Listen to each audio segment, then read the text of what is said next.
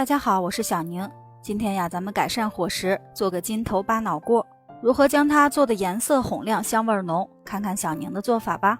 首先准备金头巴脑，把它切成小块，洗净后冷水下锅，放上葱、姜，煮沸去血水。煮好以后呢，去掉血沫，用温水给它再漂洗一下。准备花椒、山楂、小茴香、桂皮、肉蔻、白芷、白蔻，找一个小料盒，把它们都放进来。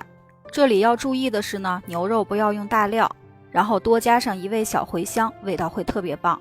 锅中放油，爆香葱姜，加入2勺郫县豆瓣酱，炒出红油，然后再加入2勺的黄豆酱，增加酱香味儿。把这个酱呀都提前炒一下，它就不会发酸了。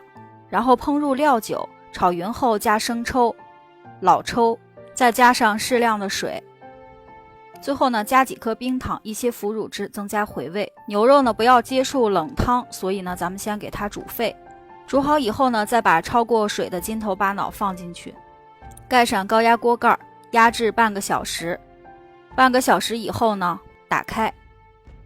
首先呢，把料盒去掉，再加上一些盐调味，然后呢，继续加热上10分钟左右。